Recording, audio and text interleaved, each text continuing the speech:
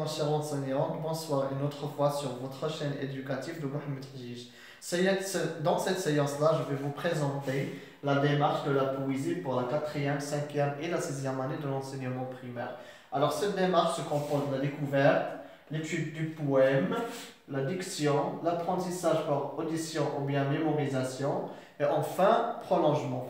Au niveau de la découverte, nous allons commencer par l'audition du poème. Donc l'enseignant, dans cette phase-là, écrit au tableau avant l'arrivée des apprenants le texte est caché au début de la séance. Donc le texte sera écrit à l'avance et il sera caché. L'enseignant lit le poème deux fois d'une manière expressive. Et puis, la deuxième phase, c'est la vérification de la compréhension globale. Alors, en montrant le poème, l'enseignant lit et fait lire le poème par les apprenants. Puis, il pose des questions pour vérifier la compréhension globale. Ça, c'est pour la découverte. Maintenant, pour l'étude du poème, on a l'étude de fond et l'étude de la forme. Pour l'étude de fond, l'enseignant amène les élèves à s'exprimer pour construire le sens général du poème. Donc là, à travers la participation et la lecture des élèves, l'enseignant essaye, en collaboration avec ses apprenants, de construire le sens général du poème. Et puis l'étude de la forme. Donc dans ce cas, l'enseignant pose des questions, se rapporte à la forme tout simplement, c'est-à-dire strophe, vers, rime, ainsi de suite.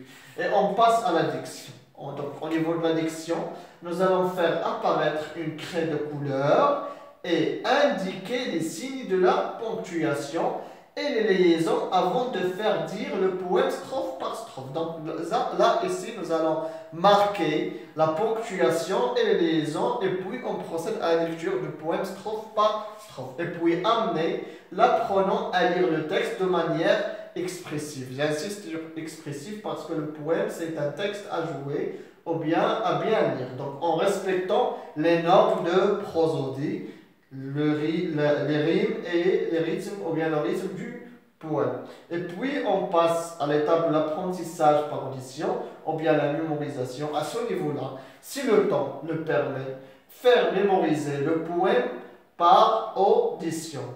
Et puis faire recopier hors classe le poème sur les cahiers de poésie et une page sera réservée à l'illustration ou bien à une image ou un dessin.